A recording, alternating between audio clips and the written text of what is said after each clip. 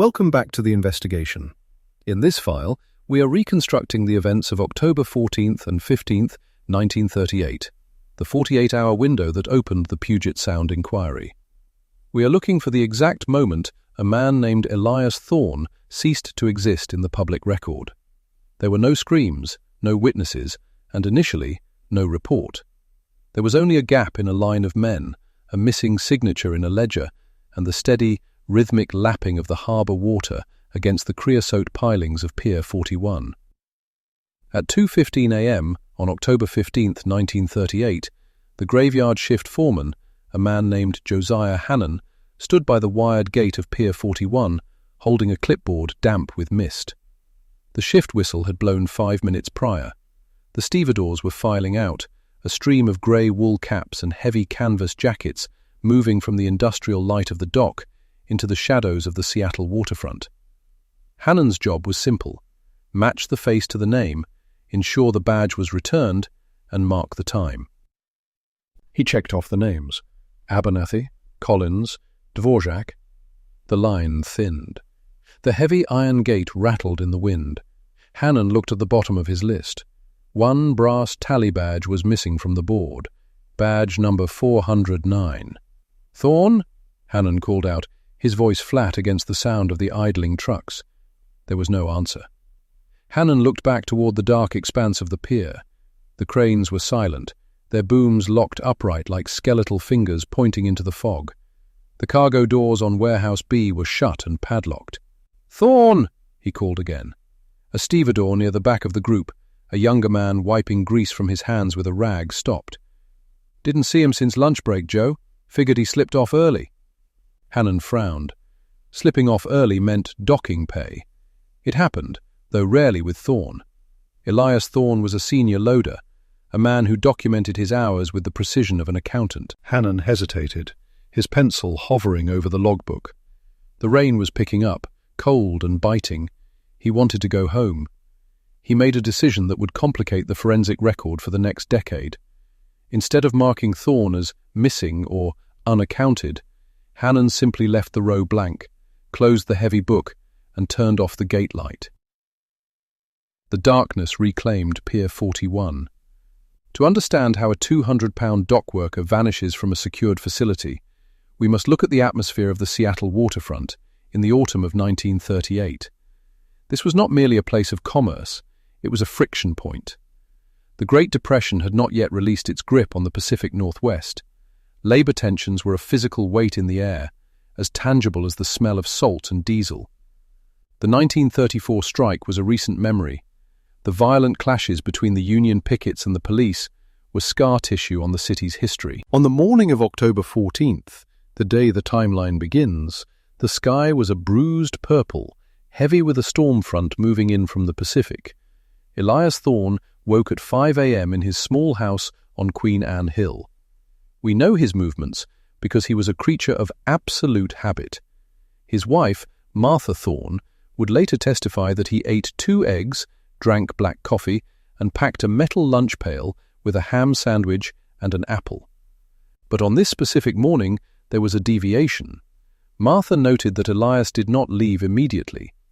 He sat at the kitchen table, took a small, black, leather-bound notebook from his breast pocket, and made a notation. He did not speak while he wrote.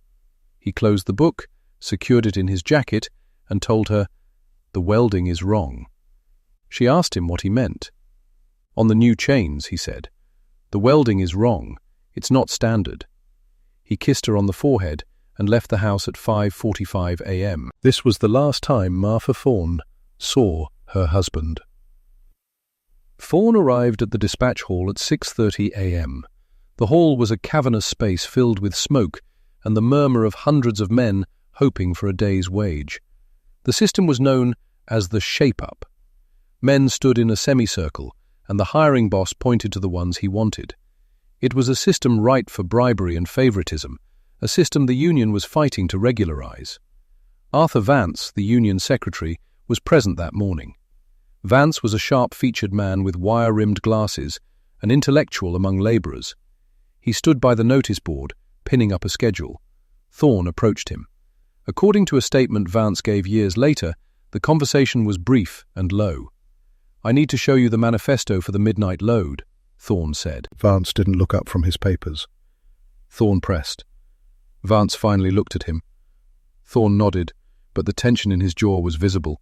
He was assigned to a work gang at Pier 41, tasked with loading lumber and unspecified, quote, 14 bound for San Francisco. Or at least, that is what the official manifest claimed. The shift began at 8 a.m. The work was grueling. The reconstruction of the day shows a steady rhythm of labor. Winches whirred, cables snapped tight, and the timber swung through the air before settling into the holds of the freighter Alaskan Star. Throughout the day, Thorne was observed by his crewmates. They described him as distracted. During the lunch break at noon, he did not sit with the others to play cards. Instead, he walked to the far end of the pier, near the maintenance shed where the heavy equipment was stored. A witness, a crane operator named Miller, no relation to the detective, saw Thorne crouching near a pile of industrial chains. Thorne was running his thumb over the links, examining the weld points. He took out his notebook and wrote for several minutes. The sun set at 6:23 p.m. The day crew clocked out. Thorne, however, had signed up for a quote 15, an overtime shift extending into the night to assist with a priority cargo load. This was the critical juncture. The regular crew left. The skeleton crew, comprising 20 men, remained. The lighting on Pier 41 was notoriously poor. Pools of yellow incandescent light created islands of visibility in a sea of darkness. The fog began to roll in off the Sound around 9 p.m., obscuring the ends of the pier. At 10 p.m., the priority cargo arrived. It did not come by rail, which was standard. It arrived in 3 unmarked trucks. The drivers were not union teamsters, they were private contractors. Josiah Hannon, the foreman, ordered the men to load the crates from the trucks onto the Alaskan Star. The crates were heavy, requiring double-chain hoists. Thorne was the signalman on the dock. He was responsible for hooking the chains and signaling the crane operator. At 11:30 p.m., the incident occurred. One of the chains slipped. A crate swung violently, smashing against the side of the hull before stabilizing. Wood splintered. Through the gap in the crate, Thorne saw something. We do not know exactly what he saw, but the reaction was immediate. He signaled the quote 16 motion frantically. He climbed up onto the pallet. He looked inside the broken crate. He looked at the chain that had slipped. It was one of the chains he had inspected, the ones with the non-standard welding. Hannon came running over. Thorne said, his voice carrying over the wind. Hannon stepped closer, his face shadowed by the brim of his hat. Thorne looked at the foreman, then at the crate, then at the dark water churning below. He stepped down from the pallet. He did not argue further. He returned to his position. The loading continued. This brings us back to 2:15 a.m. The shift ended. The men walked to the gate. Hannon called the roll. Thorne was gone. The first 24 hours following the disappearance were characterized by a bureaucratic silence. Martha Thorne waited. She sat in her kitchen as the sun rose on October 15th. When Elias did not return by 8 a.m., she dressed in her Sunday coat and took the streetcar to the waterfront. She went to the Union Hall first. Arthur Vance was there drinking tea. When Martha told him Elias hadn't come home, Vance's expression didn't change, but his hands went still. "Vance lied," she said. Vance stood up. Martha did not go home. She went to the Central Police Precinct. The station was a chaotic environment, smelling of wet wool and stale tobacco. She waited on a wooden bench for 3 hours. Finally, she was permitted to speak to the desk sergeant. She explained that her husband was missing from Pier 41. The sergeant, a man tired of domestic disputes and waterfront brawls, barely looked up. Martha said firmly. The sergeant said, dismissing her. Martha Thorne left the station, but she did not stop. She began to walk back to the pier herself, but the security guards at the gate turned her away. She stood outside the chain-link fence, gripping the wire, staring at the grey shapes of the warehouses until darkness fell again. By the morning of October 16th, 48 hours post-disappearance, the silence began to crack. A second man, a welder named Thomas O'Shea, failed to report for his shift. O'Shea had been on the midnight crew with Thorne. Rumours began to circulate in the shape-up lines. Men whispered that Thorne had been snatched by, quote, 30, quote. Others said he'd been seen boarding a ship for San Francisco. Anonymous notes appeared in the Union suggestion box, claiming the missing men were drunkards who had fallen in. The mayor's office received a call from the shipping company that owned Pier 41. They were concerned about, quote, using the missing men as an excuse to strike.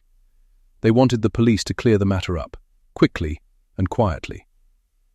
This political pressure triggered the assignment of Detective Henry Miller. Detective Miller was 45 years old, a man with the weary posture of someone who has seen the worst of human nature and expects to see more. He was not a star investigator. He was competent, thorough, and usually assigned to cases that required paperwork rather than gunplay. He was known for a polite way of saying he was stubborn. Miller was summoned to the chief's office at 1 p.m. on October 16th.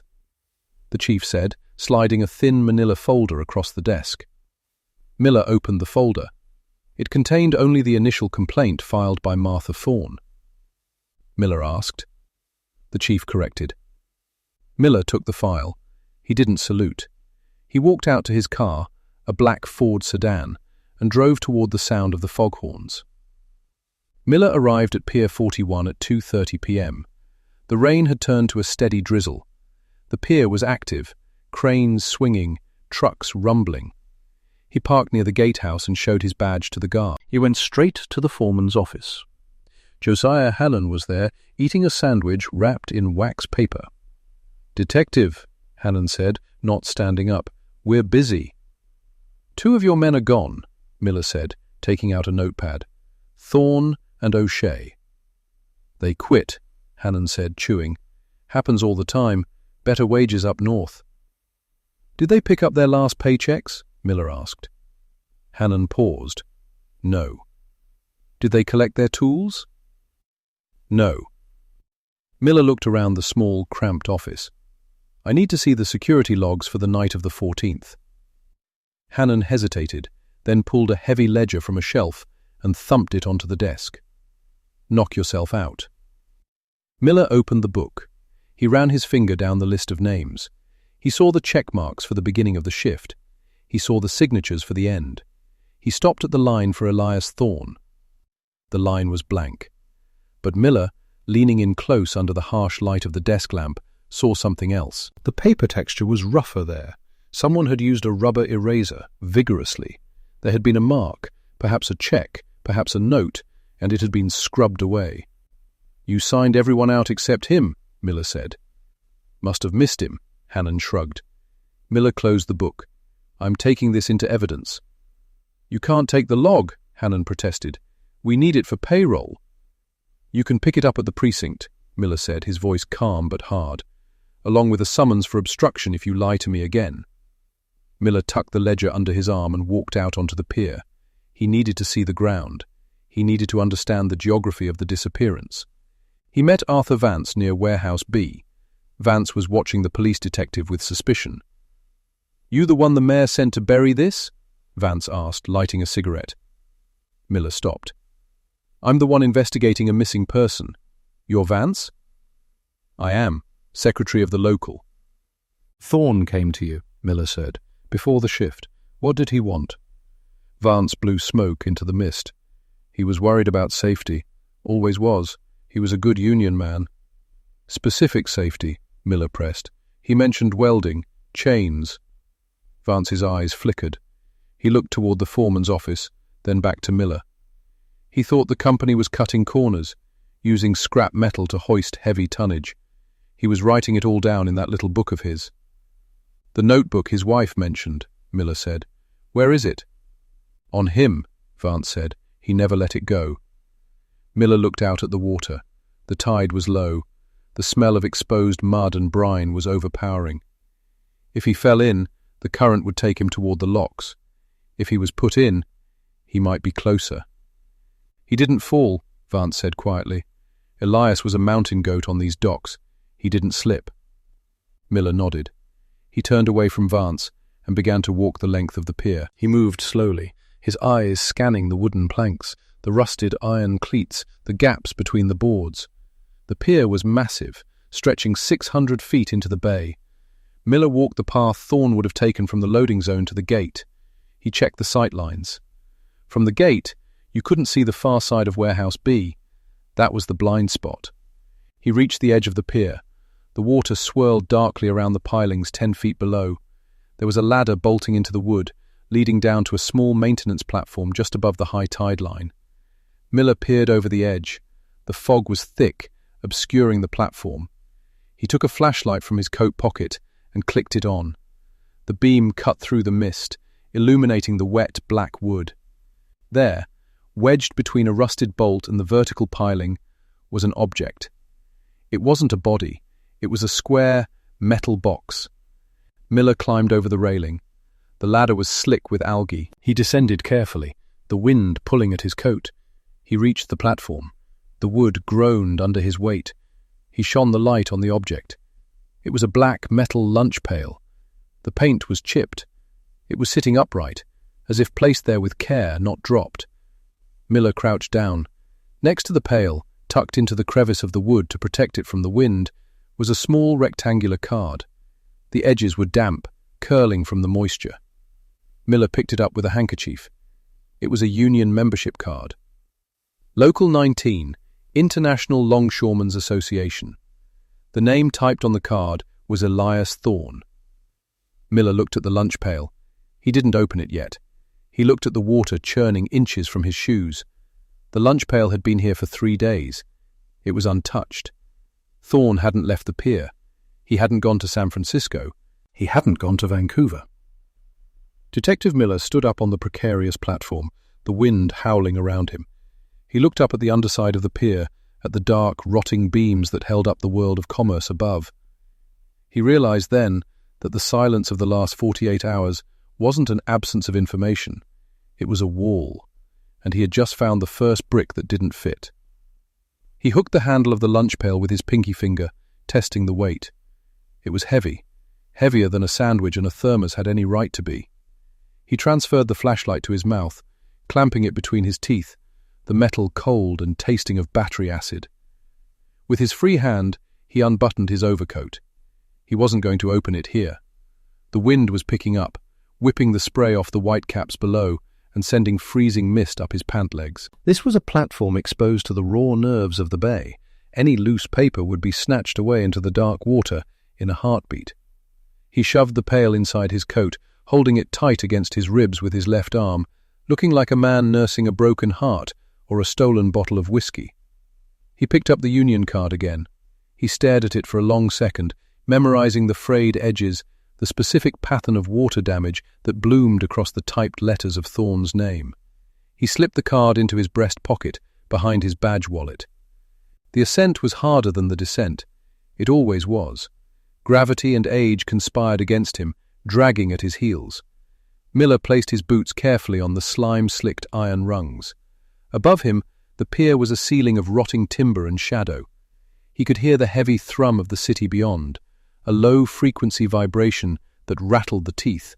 But down here, it was just the slap of water and the groan of wood.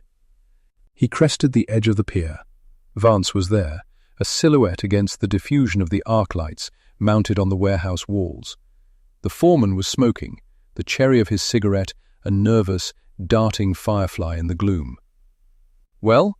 Vance asked, his voice tight. He stomped his feet, trying to ward off the chill. "You find a ghost down there, Miller? Or just more rat shit?" Miller swung his leg over the railing, his coat bulging slightly on the left side. He kept his arm pressed against it, masking the shape.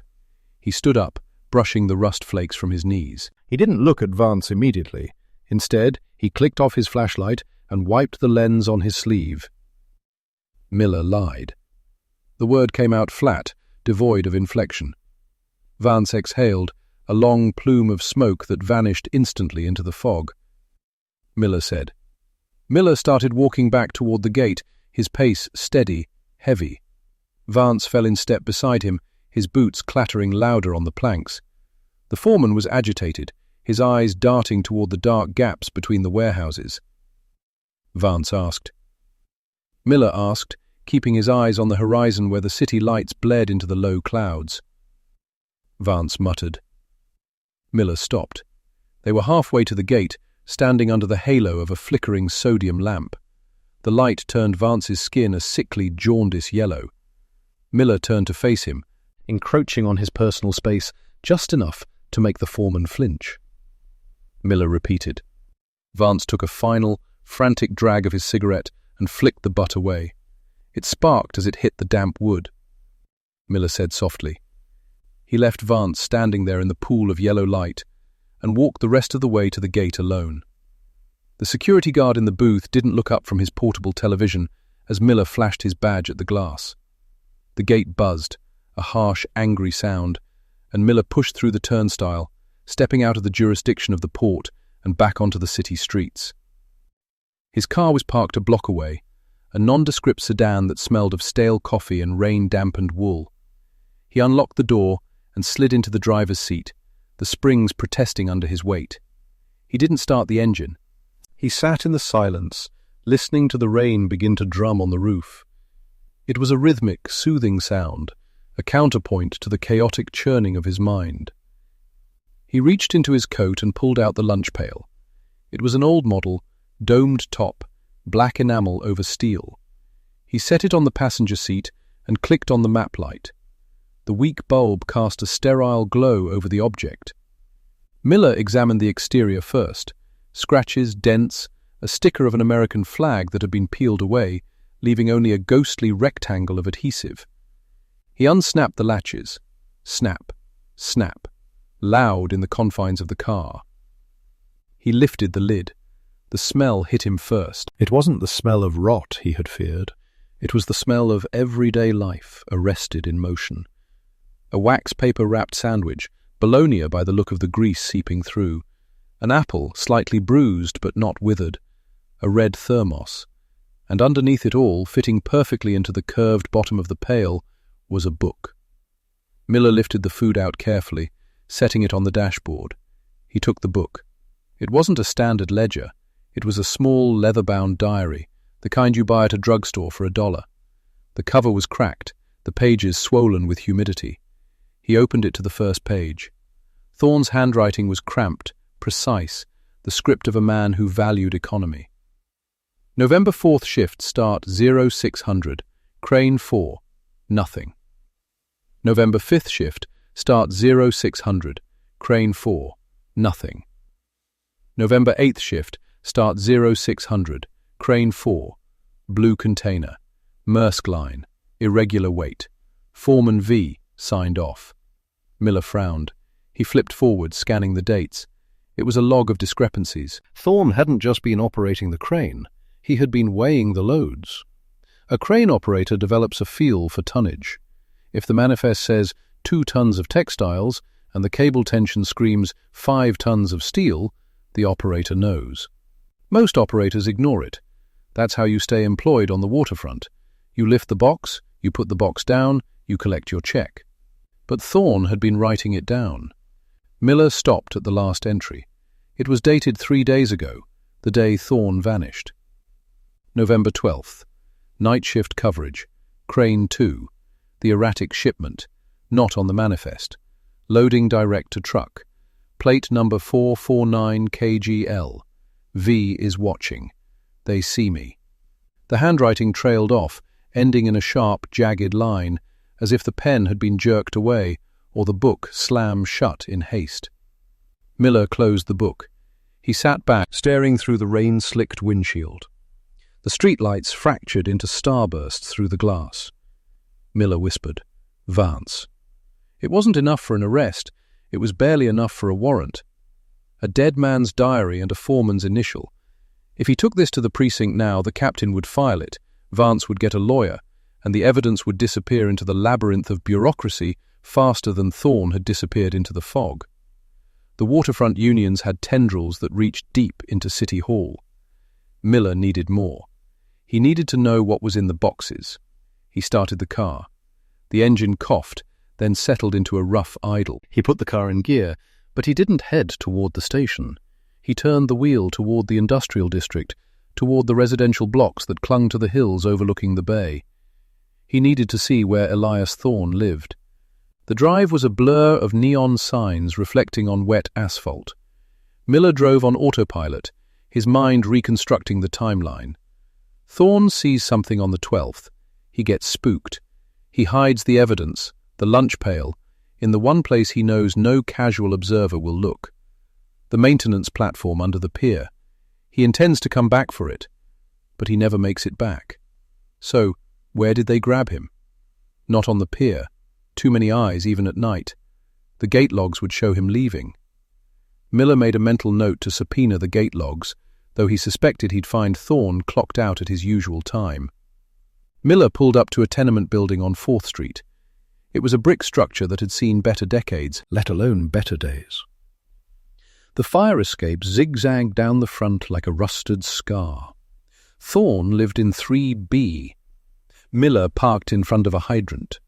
He pinned his badge to the outside of his coat. It wouldn't stop a bullet, but it might stop a neighbor from calling the cops while he picked the lock.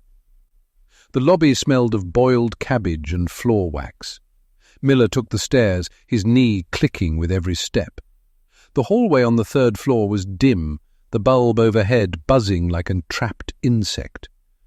Door 3B. The paint was peeling. Miller knocked. Silence. He knocked again, harder. "Police! Open up!" Nothing. He tried the handle. Locked.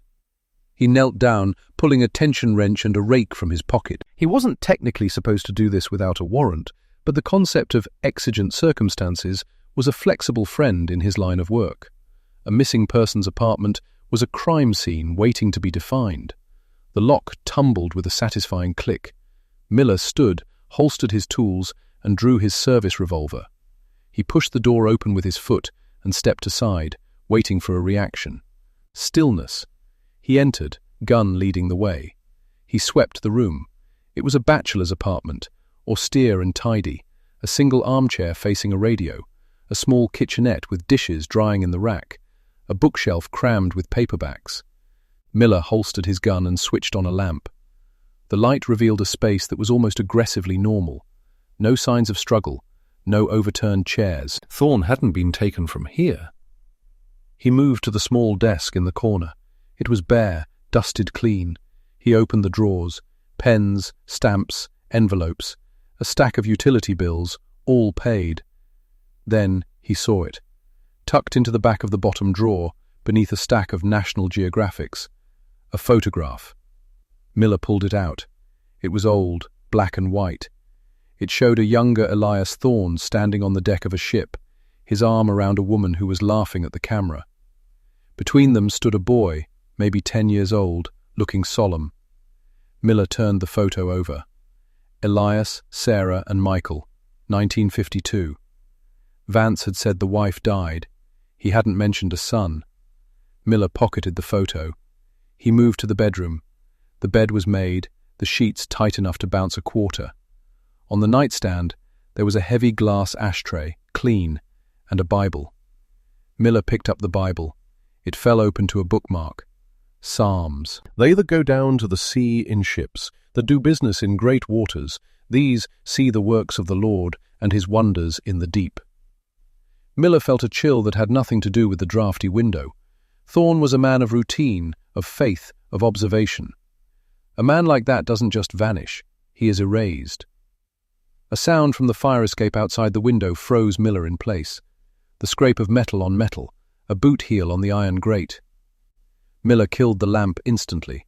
The room plunged back into darkness, illuminated only by the streetlights filtering through the blinds. He pressed himself against the wall next to the window, his hand finding the grip of his revolver again. He waited. The shadow moved across the slats of the blinds. Someone was out there, someone who didn't want to use the front door. The window sash began to slide up. It had been left unlocked. A rookie mistake, or Thorne had been expecting someone he trusted. A leg swung into the room. Then a torso. The intruder was big, wearing a dark coat and a flat cap. He stepped onto the floorboards, moving with a surprising grace for his size. Miller waited until the man was fully inside, until he turned away from the window to scan the room. "Police!" Miller shouted, thumbing the hammer back on his revolver. "Hands where I can see them!" The figure spun, not with panic, but with aggression. His hand dipped into his coat pocket.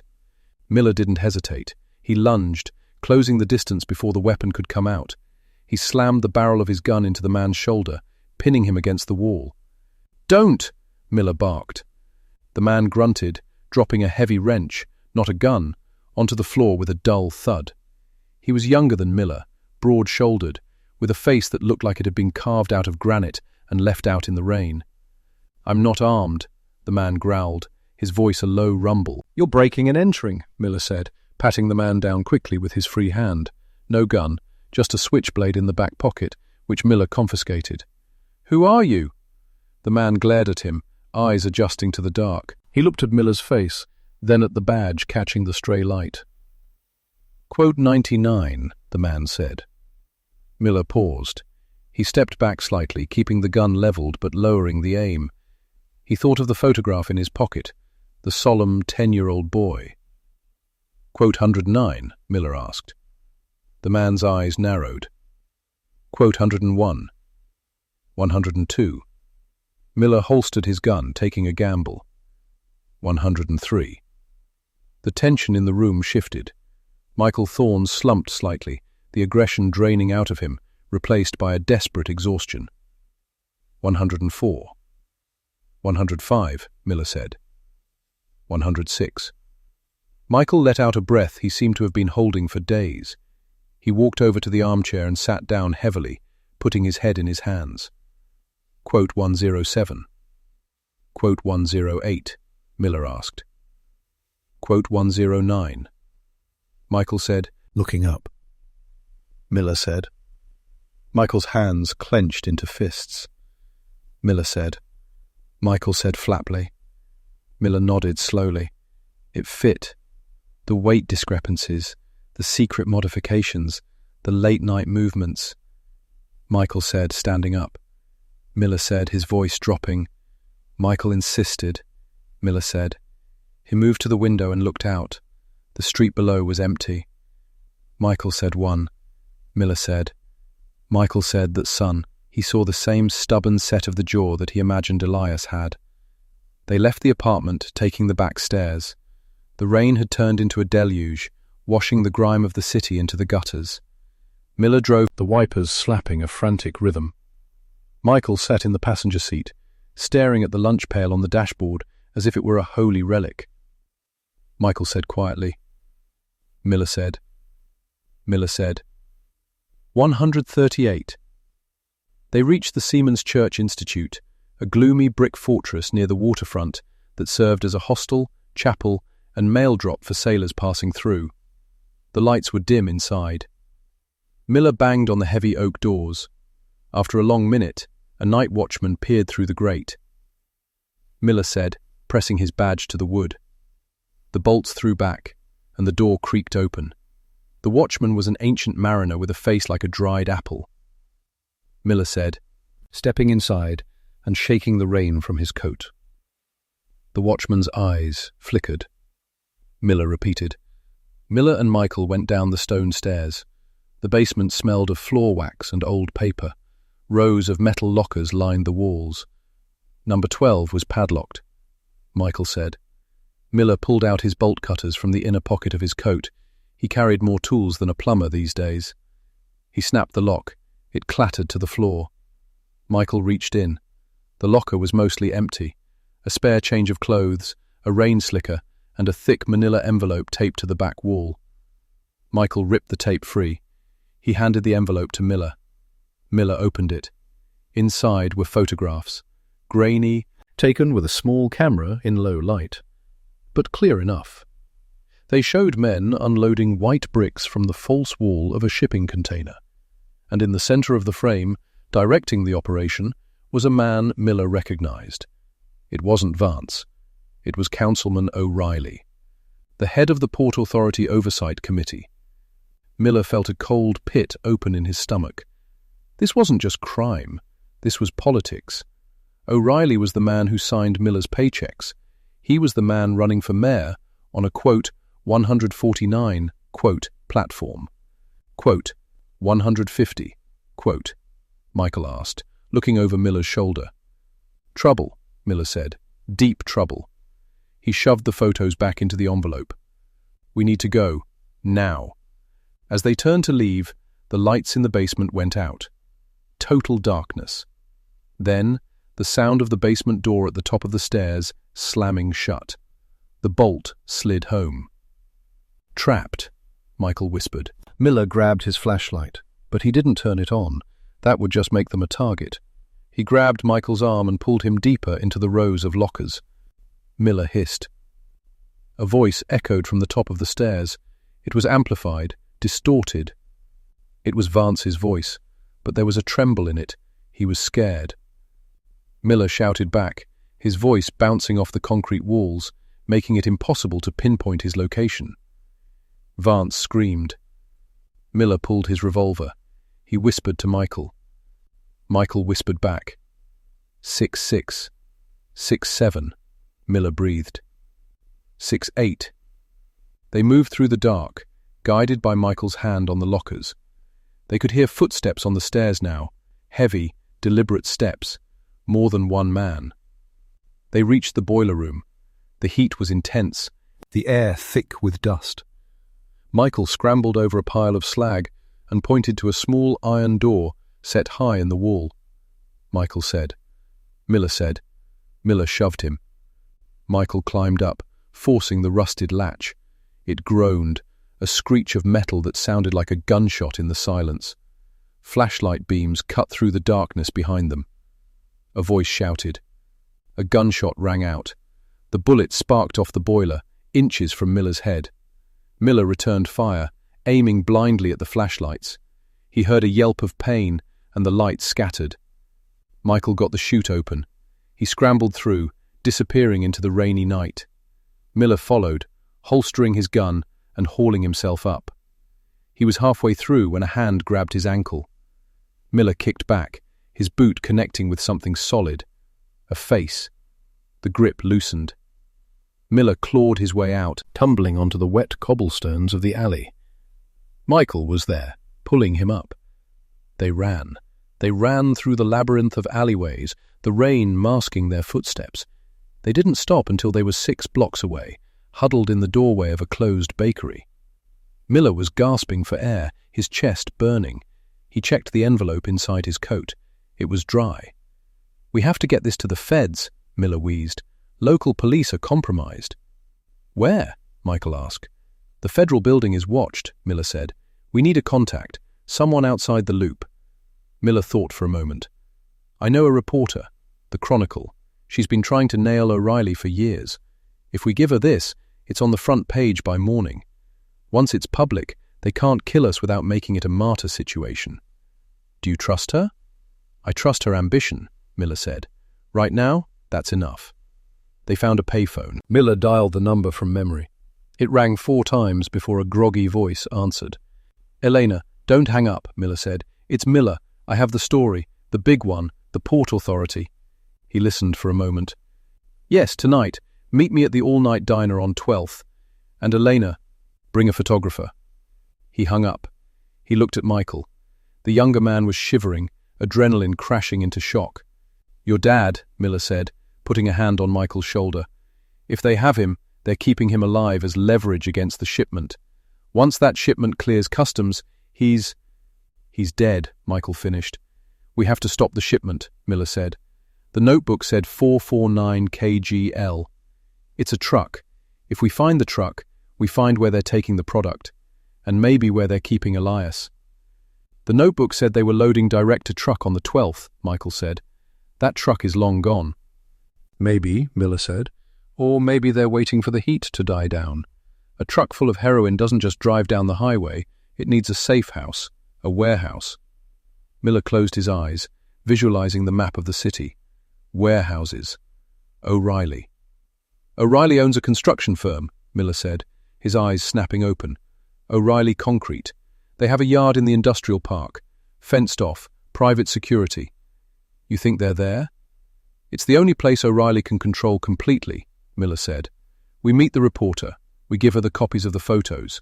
Then we go to the concrete yard. Copies? Michael asked. Never give up the originals, Miller said. First rule of evidence. They walked into the rain again. The city felt different now. It wasn't just a landscape of grey stone and fog. It was a machine, a grinding mechanism of greed and power, and somewhere in the gears, a good man was trapped. Miller felt a strange sensation in his chest.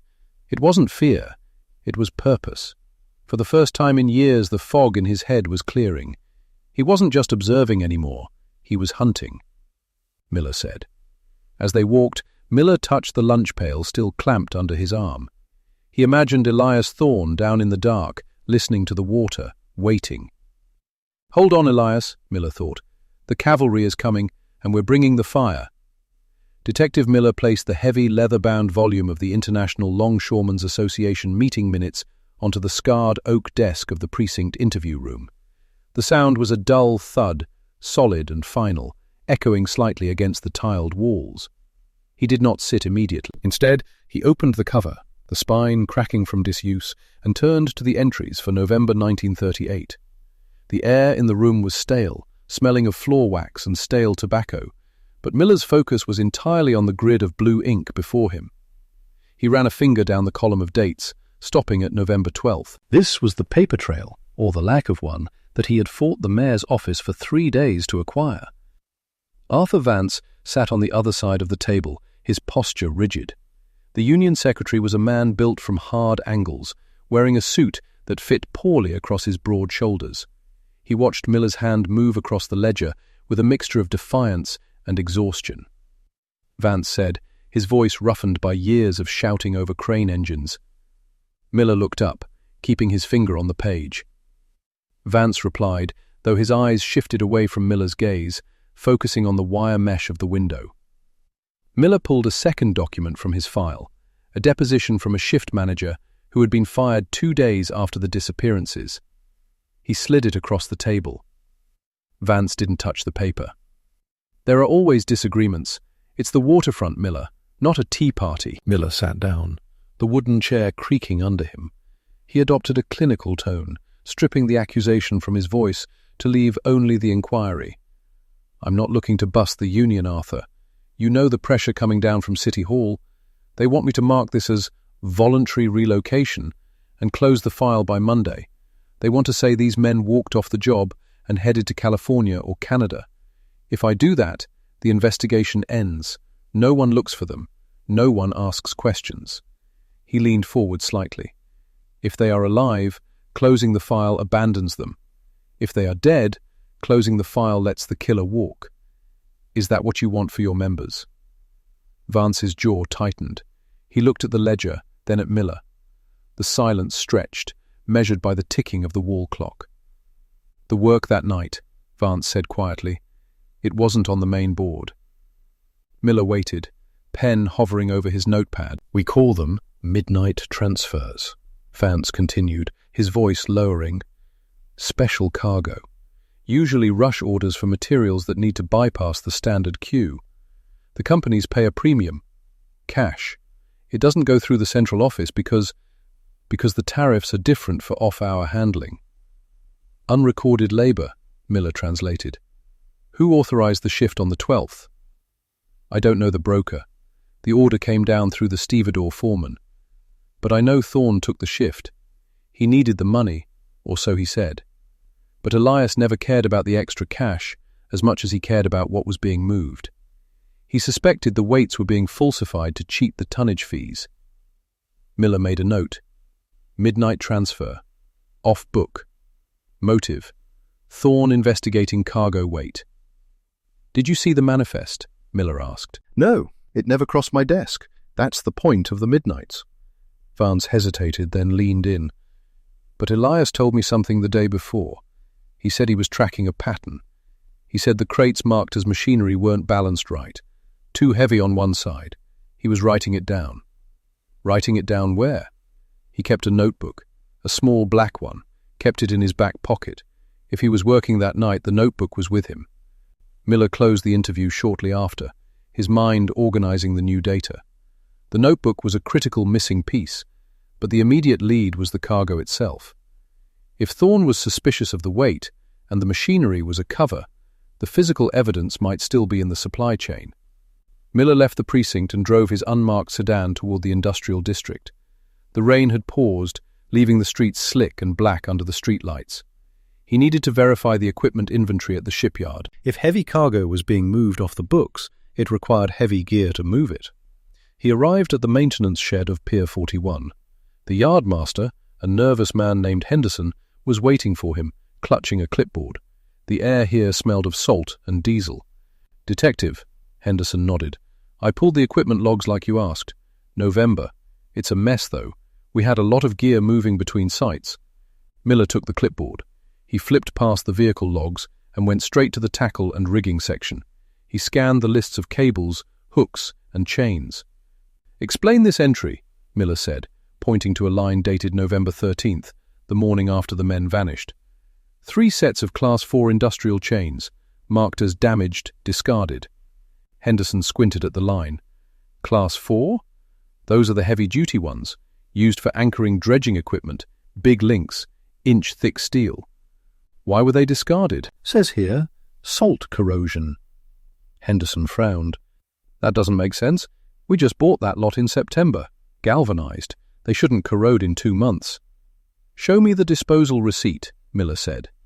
Henderson rifled through a filing cabinet in the corner of the shed. Papers rustled dryly. After a moment he stopped. I can't find the receipt. Usually we sell the scrap metal to the foundry.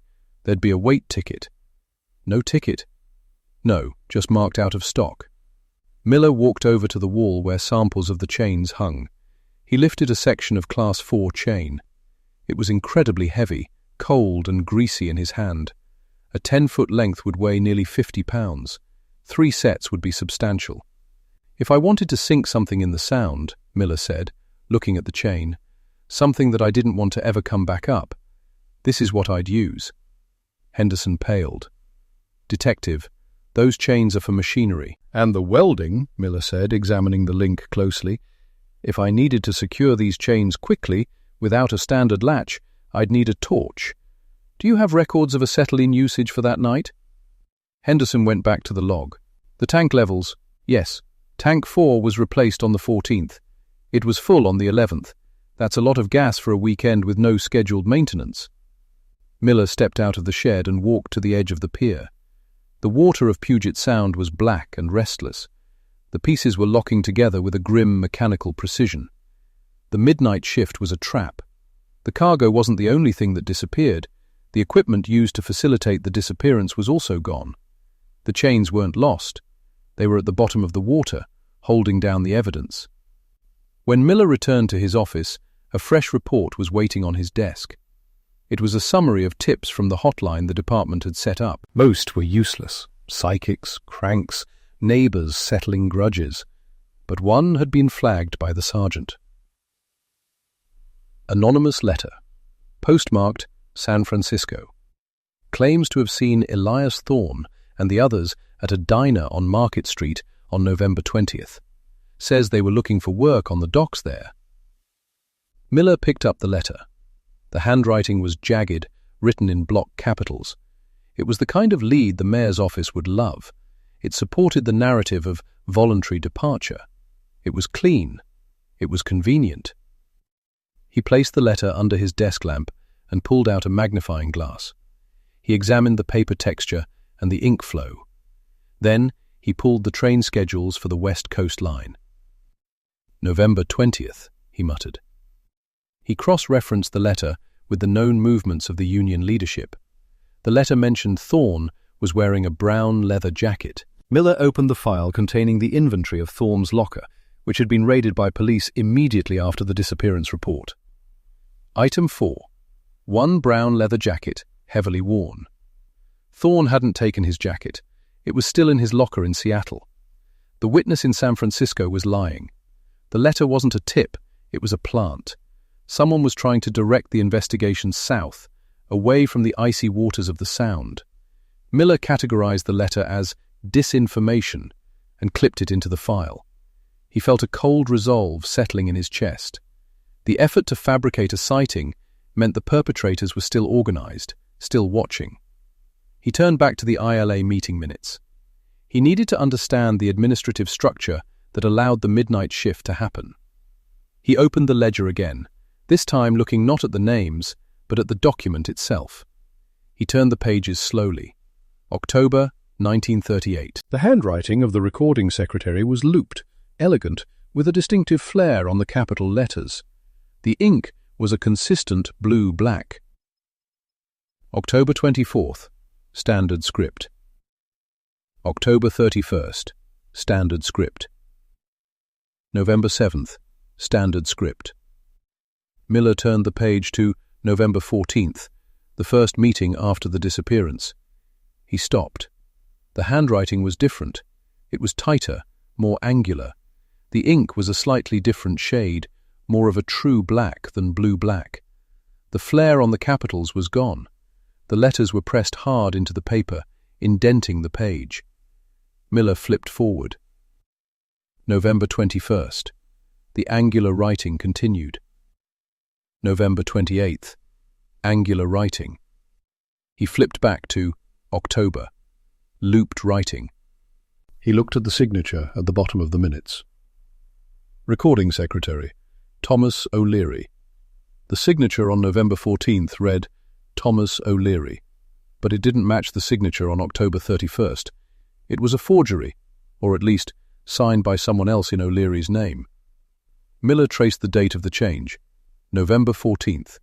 2 days after the men vanished, the person responsible for the official record of the Union had been replaced, or the record itself had been altered by a different hand. He realized then that the silence wasn't just on the docks. It had been written directly into the history of the Union Hall. The timeline of the disappearances aligned perfectly with the tampering of the official logs. Miller picked up the phone. He dialed the records clerk. "Get me the personnel file for Thomas O'Leary," Miller said, his voice steady, "and find out who took over the secretary duties on November 14th. I don't care what the signature says. I want to know who was holding the pen." He hung up and looked at the two contrasting pages, the loops of October, the angles of November. Between those two pages lay the truth of what happened to Elias Thorne. The narrative had been hijacked. The official story had been rewritten in real time. Miller sat back in the dark office, the only light pooling on the fraudulent ledger. The investigation was no longer just about missing men. It was about a conspiracy that had seized the pen of history, and Miller intended to wrestle it back. The smoke from his cigarette curled upward, trapped in the cone of yellow light cast by the desk lamp, the only living thing in the stagnant air of the office. Miller watched it dissipate, his mind racing not forward to the solution, but backward, spiraling down into the ink-stained timeline of the ledger. He didn't move for a long time. The revelation of the handwriting shift wasn't a smoking gun. It was the blueprint of the gun itself. It suggested a coup, a bureaucratic assassination that had taken place quietly, under the cover of meeting minutes and motions seconded. Miller leaned in closer, the heat of the bulb radiating against his forehead. He needed to dissect the personality of the intruder. He ignored the content for a moment and focused solely on the pressure. The new writer, the man of angles and sharp edges, had pressed down with a heavy hand. The nib of the fountain pen had splayed slightly on the downstrokes of the T's and the H's, depositing pools of black ink that had soaked through to the reverse side of the page. This was a man of aggression, a man who wrote not to record, but to dictate. There was no hesitation in the script, no pauses for thought, no corrections. The looped, thoughtful cadence of O'Leary, who occasionally crossed out a word to find a more precise synonym, was replaced by a brute force stenography. Miller ran his thumb over the paper. He could feel the ridges of the text, a braille of coercion. He flipped further, past November, into December 1938. The angular script persisted. It became the new normal. The union meetings continued, dull affairs about dues, holiday shifts, and equipment repairs. But the voice was different. Under O'Leary, the minutes had captured the grumbling of the men, the dissent. Brother Sullivan raised concerns regarding the winch safety on Pier 4, an October entry read. Miller checked December 5th in the new hand. Safety protocols reviewed. No issues reported. Motion to proceed carried unanimously. The dissent had been excised. The texture of the meetings had been smoothed over with concrete. The angular writer was sanitizing the record. The phone on the desk jarred the silence, a harsh, mechanical trill that seemed too loud for the small room. Miller let it ring twice, exhaling a long plume of smoke before lifting the receiver. "Miller," he said. "It's Gable down in records." The voice on the other end cracked, tinny and breathless. "I pulled the O'Leary file. You're not going to like it." "Try me. I'm not in a mood to like things, Gable. Just give me the facts." Thomas O'Leary, born 1892, been with the Union since the founding charter. Solid record, no disciplinary actions. Gable paused, the rustle of paper audible over the line. Employment terminated November 14th, 1938. Terminated? Miller frowned. On what grounds? That's the thing, Miller. The box for reason isn't checked. It's just stamped administrative discharge. But I looked at the benefits ledger, cross-referencing like you taught me. His widow applied for the pension on November 15th. Miller's grip on the receiver tightened. Widow? So he wasn't fired. He died. Yeah, heart attack according to the file. Massive coronary. Dropped dead right in his kitchen. Convenient timing, Miller muttered. Dying on the 13th so a new hand could pick up the pen on the 14th. There's more, Gable said, his voice dropping to a whisper, as if he feared the filing cabinets might be listening. You asked who took over. There's no official transfer of duty form. Usually, when a recording secretary goes, there's an election, or at least an interim appointment signed by the president. There's nothing here. It's like O'Leary died and the position just dissolved. Someone wrote those minutes, Gable. The book didn't write itself. I know. So I looked at the payroll. I looked for anyone receiving a stipend for secretarial duties starting mid-November. And? Nothing. No stipend change for anyone. But, Gable hesitated, I found a requisition order from November 14th. Supplies. A specific order for a box of Black India ink and heavy bond paper. It was signed by the vice president at the time. Miller's eyes narrowed, staring at the angular signature on the open page before him. Give me the name, Gable. Arthur Vane. Miller felt a cold prickle at the base of his neck. Arthur Vane. The name was familiar but distant.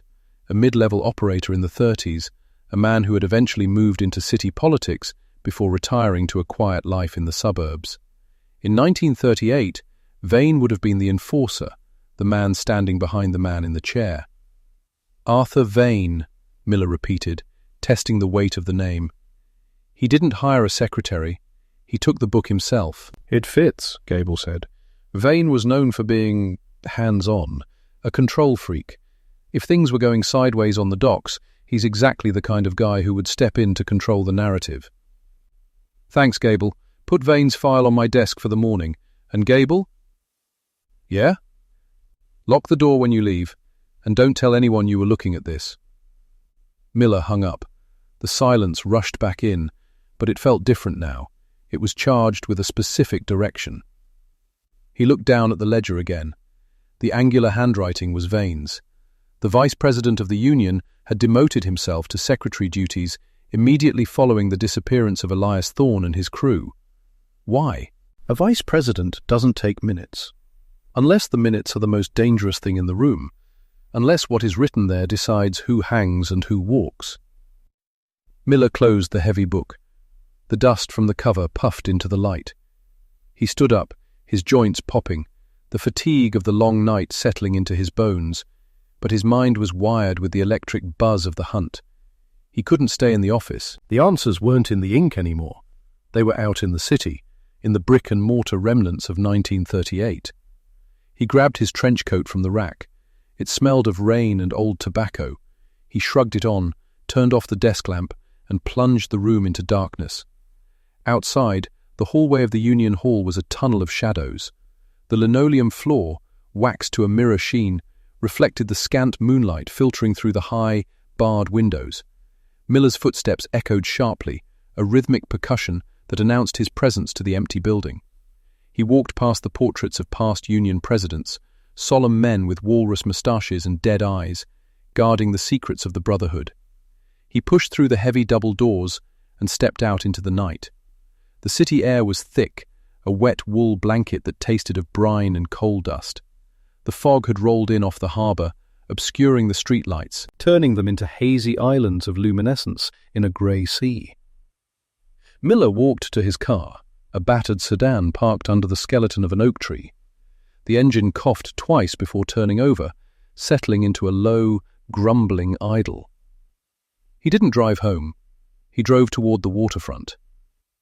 He needed to see the geography of the lie.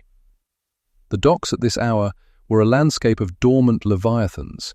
Cranes stood motionless against the sky, their steel necks bent in silent prayer. The warehouses were dark monoliths. Miller parked near Pier 4, the site mentioned in O'Leary's last honest entry. He cut the engine and sat in the dark, listening. The water lapped against the pilings, a wet, slapping sound. Somewhere, a buoy clanged, a lonely, discordant note. Miller lit another cigarette, the flare of the match illuminating his face for a brief second. He thought about Elias Thorne. Thorne hadn't just vanished, he had been erased. And Arthur Vane had held the eraser. But why Vane? Vane was a suit, a politician. He wasn't a dockworker.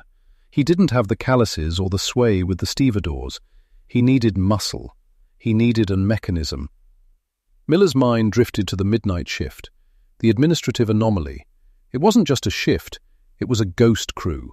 If Vane was doctoring the books, he was likely hiding the payments too. You can't pay ghost workers with checks. You pay them in cash, or you pay them in favours, or you don't pay them at all because they don't exist. Miller opened the glove compartment and pulled out a flashlight. He stepped out of the car, the gravel crunching under his shoes. He approached the chain-link fence surrounding Pier 4.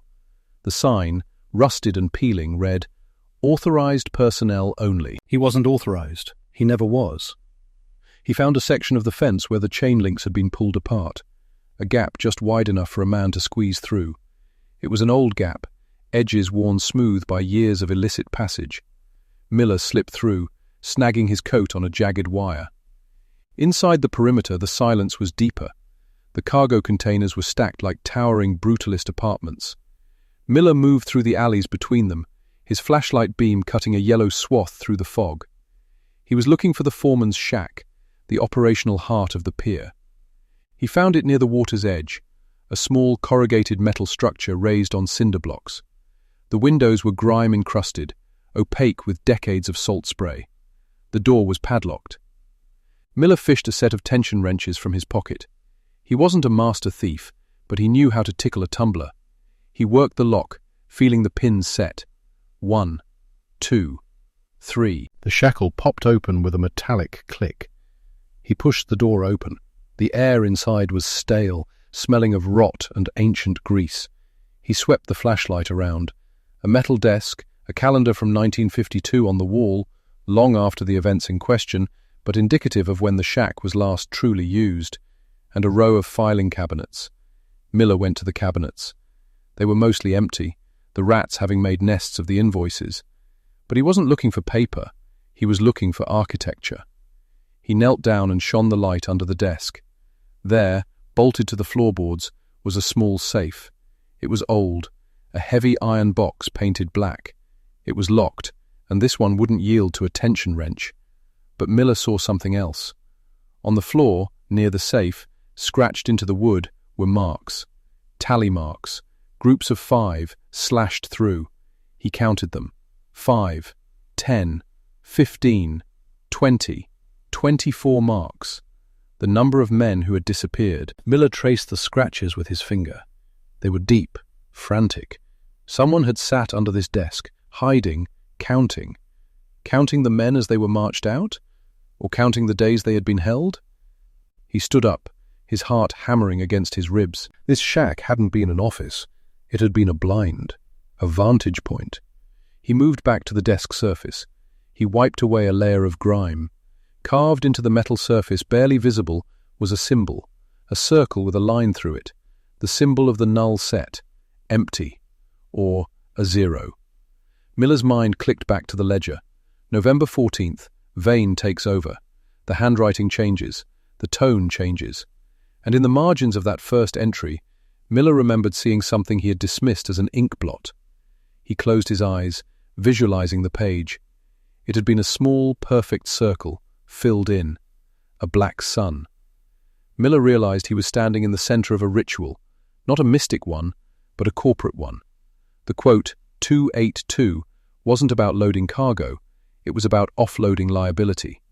He left the shack, leaving the padlock open. He needed to find Arthur Vane. If the man was still alive, he was the only one who could translate the scratches on the floor. Back in the car, Miller drove to the nearest phone booth. He dropped a nickel in and dialed a number he knew by heart, the city archives, specifically the night desk of the Hall of Records. It was a long shot, but old man Abernathy usually slept there. "Records," a grumbling voice answered. "Abernathy, it's Miller. Wake up." "Miller? It's 3 a.m, go to hell." "I need an address. Arthur Vane, former Union VP. I need to know where he retired to." "Vane?" Abernathy yawned, the sound of a flask uncorking audible. "He's dead, Miller. Died 5 years ago. Big funeral. Closed casket." Miller slammed his hand against the glass of the booth. "Dead? You sure?" "Positive. I filed the cert myself. Car accident. Went off the bridge into the river. Nasty business." "Did he have any family? A wife? Children?" "A daughter, Clara. She's eccentric. Lives out in Blackwood, the old estate on the cliffs, but she doesn't see people, especially not cops or whatever you're calling yourself these days." "Thanks, Abernathy. Go back to sleep." Miller hung up. Blackwood. Of course. The rich always retreated to the cliffs when the valley got too dirty. The drive to Blackwood took an hour. The city receded, replaced by winding roads flanked by looming pines. The fog here was cleaner, smelling of resin and wet earth. Miller turned up the collar of his coat. The heater in the car was broken, and the chill was setting in. He reached the gates of the Vane estate just as the first grey light of dawn began to bleed into the sky. The iron gates were rusted open, frozen in a permanent welcome that felt more like a maw. The driveway was overgrown, weeds cracking the asphalt.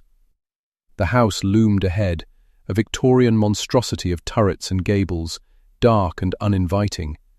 But there was a light on, a single yellow square and a second-story window.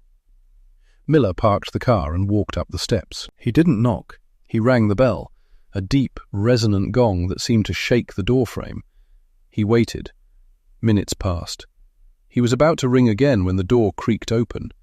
Standing there was a woman. She was tall, gaunt, wrapped in a heavy wool shawl.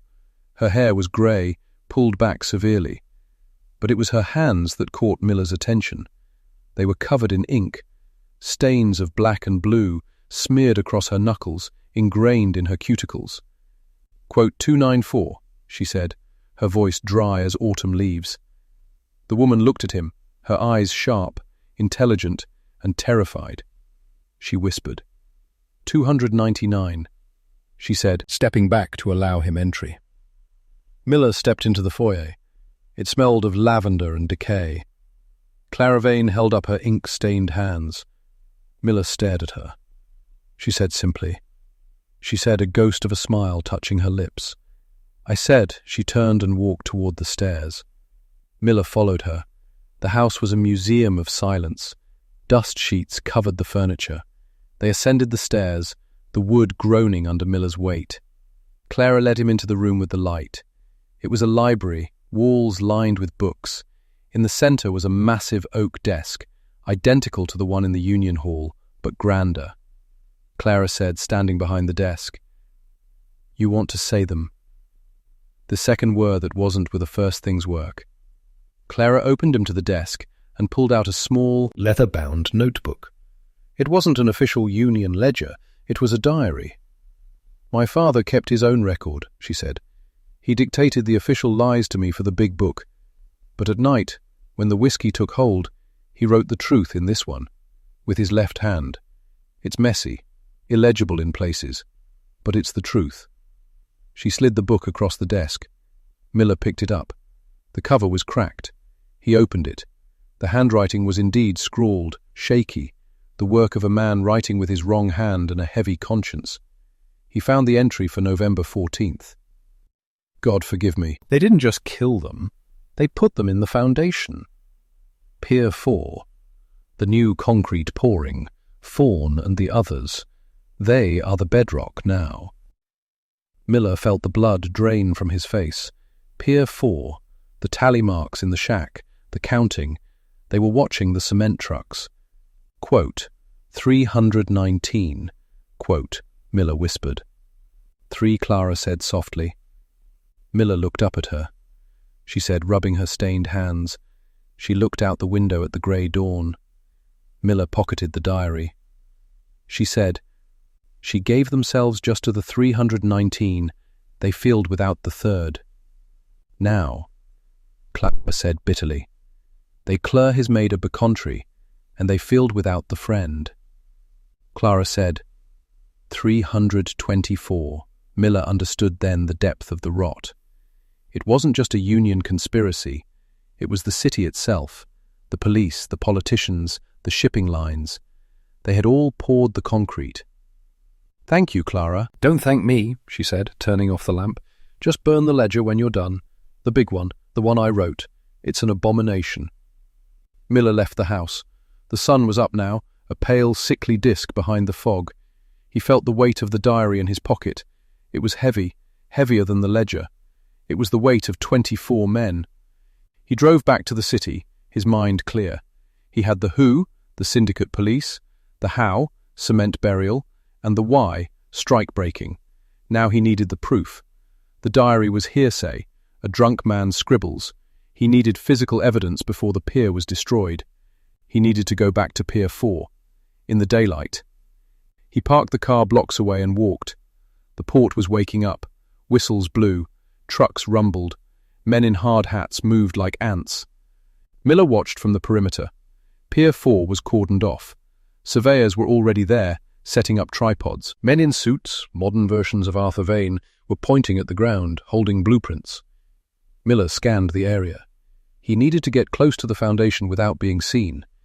He saw a storm drain grating near the edge of the pier. It was rusted, half covered by weeds. If the pier was the grave, the drainage system was the catacombs. He waited for a truck to pass, blocking the line of sight, and sprinted for the drain. He heaved the grate up. It was immensely heavy, and slid into the darkness below. He dropped into knee-deep water. It was freezing, smelling of sewage and sea. He clicked on his flashlight. He was under the pier now.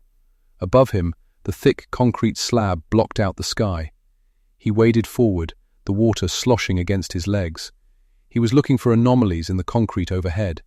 Fissures, seams, anything that indicated a hasty pour.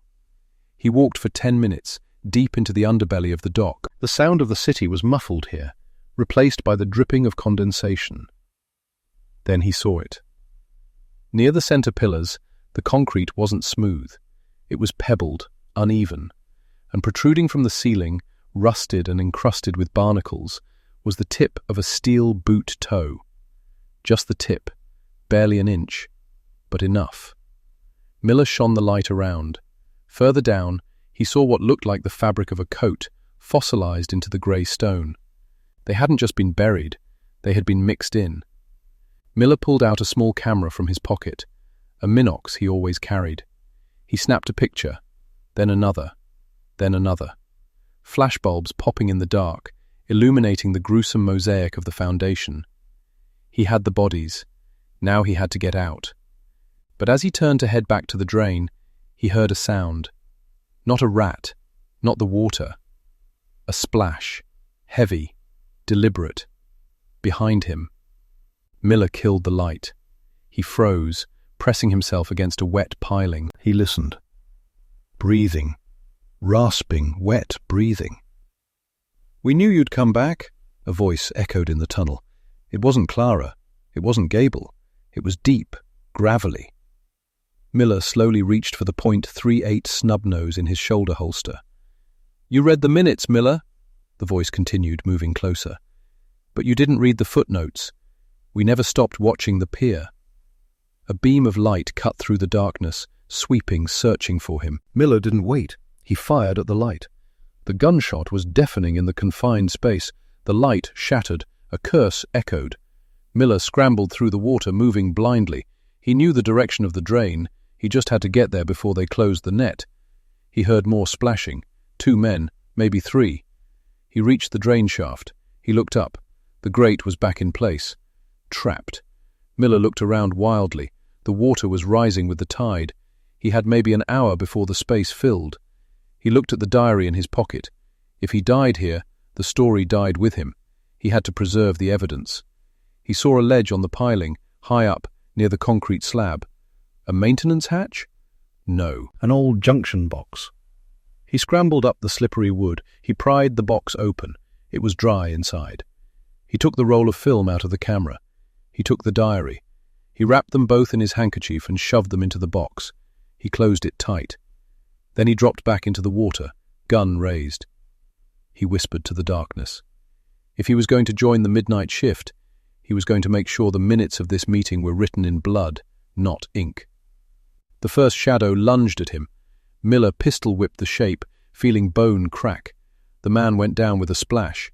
But the second one was on him, a wire garrote slipping over his head. Miller gagged, thrashing. He kicked backward, connecting with a knee. The grip loosened for a second. Miller gasped for air and drove his elbow into the attacker's ribs. He broke free, spinning around. He fired again. The muzzle flash illuminated a face, scarred, brutal, eyes dead. A dock enforcer. Miller ran. Not to the drain, but deeper into the dark, toward the sea outlet. It was suicide. The currents there would pull him into the propellers of the freighters, but it was the only way out. He dove. The cold water seized his lungs. He kicked hard, swimming underwater, letting the outgoing tide take him. He tumbled through the blackness, his lungs burning, the pressure building in his ears. He surfaced, gasping, hundreds of yards out in the harbour. The pier was a dark line in the distance. He treaded water, the cold numbing his limbs. He was alive. The evidence was safe. Miller turned toward the distant lights of the city shoreline. He began to swim. The stroke was slow, painful, but every time he closed his eyes, he saw the angular writing. He saw Clara's ink-stained hands. He saw the boot in the ceiling. He would make it back. He would retrieve the box. And he would write the final entry in the ledger himself. November 15th, 1978. Justice served. Motion carried. Miller kicked through the swell, a lone point of resistance in the vast, indifferent ocean, heading toward the shore where the story waited to be retold. The ink was dry, but the blood was still wet, and Miller had plenty of ink of his own left to spill. Miller pried the loose brick from the seawall with a rusted marlinspike. The mortar crumbled into the grey water below, joining the oil slick that coated the harbour surface. He reached into the void, his fingers brushing against the cold steel of the lockbox. It was still there. He pulled it free, the metal heavy and slick with condensation. Miller did not check his surroundings. He had spent the last 6 hours ensuring he was alone, doubling back through the alleys of Pioneer Square and waiting in the shadows of the viaduct until the city slept. He tucked the box under his heavy woolen coat and began the long walk up the incline toward the precinct, his shoes squelching with seawater. Inside the precinct, the bullpen was empty, save for the desk sergeant who was asleep with his hat pulled over his eyes. Miller bypassed the main floor, taking the stairs to the archives. He cleared a space on a sorting table, pushing aside stacks of unrelated petty theft reports, and set the lockbox down. He used the marlinspike to force the latch. The mechanism snapped with a sharp crack that echoed off the metal filing cabinets. Inside lay the missing pages of the local 38 ledger, wrapped in oilcloth to protect them from the damp. Miller unfolded the papers. The ink had bled slightly, but the entries were legible. He ran his finger down the column for October 14th, 1938. The official company logs had listed the pier as dormant that night. The union records claimed no members were on shift. But here, in the unauthorized secondary ledger, were 3 names written in Arthur Vance's distinct, angular hand. Elias Thorne, Jacob Riskin, Thomas O'Neill. Next to their names was a notation. Special cargo, Pier 41, midnight to 0400. And next to that, a single word stamped in red ink, usually reserved for debts paid in full. Cancelled. Miller lit a cigarette, his hands shaking slightly, not from cold, but from the realization of the scope of the lie. He wasn't looking at a kidnapping, he was looking at an erasure. He did not go home, he waited. At 7 a.m., the station began to hum with the morning shift. At 8:15 a.m., Arthur Vance walked through the front doors of the precinct, intending to file a formal complaint about police harassment of union picketers. Miller met him in the hallway. He didn't speak. He simply held up the oilcloth packet. Vance stopped. The colour drained from his face, leaving him the shade of old newsprint. He looked at the packet, then at Miller's bruised face, and finally at the door to the captain's office. "Interrogation room," Miller said. It wasn't a question. Vance nodded slowly and followed Miller into the cramped room. Miller kicked the door shut and tossed the ledger pages onto the metal table. Miller said. Vance sat down, his posture collapsing. He looked less like the fiery Labour leader and more like a man crushing under a great weight. Miller said. He leaned over the table. Vance rubbed his face with calloused hands. Vance whispered. Miller said, his voice flat. Vance snapped, slamming his hand on the table. Vance said. Miller stared at him. The psychology of the man was laid bare, a utilitarian calculation that had cost him his soul. Miller gathered the papers. Vance said. He sounded resigned, not defiant. Miller froze. Vance said. Miller looked at the ledger pages. The ink seemed to mock him. He had the evidence, he had the confession, and he had absolutely no leverage. He made a choice. He took the pages and slid them back into the oilcloth. Miller said. Vance stood up, confused. Vance fled. Miller did not file the pages. He did not book them into evidence where they would be incinerated. He took the box to his home, pried up the floorboard beneath his bed, and buried the truth. He would wait. The city could control the courts, but it couldn't control time. The war had changed the waterfront. The Depression-era silence was replaced by the roar of production. Pier 41 was now a staging ground for Pacific destroyers. Security was military, rigorous, and federal. The influx of personnel required housing. The old boarding house on First Avenue, where Elias Thorne had lived, was slated for renovation to house shipyard welders. Miller received a call from a contractor he knew. "We found something in the wall," the contractor said, "behind the radiator. It's got a name in it." Miller arrived within the hour. The room was stripped to the lath. The contractor handed him a small black notebook, bound in cardboard. Miller opened it. It was Elias Thorne's handwriting. Unlike the Union Ledger, which was a record of time and money, this was a record of conscience. Thorne had been documenting safety violations for months. He had noted the arrival of unmanifested shipments. But the entry for October 12, 1938, 2 days before he vanished, was the key. Saw the invoice in Kovich's office. Destination isn't commercial. It's not scrap. It's munitions. Rejected casings from the armory. They aren't recycling them. They're dumping them. Miller closed the book. The motive wasn't just labor agitation. It was corporate malfeasance. The company wasn't just hiding cargo. They were hiding a federal crime. Dumping unstable munitions into the Sound to avoid disposal fees. Thorne had found out. Miller placed the notebook in his coat. He couldn't act on it.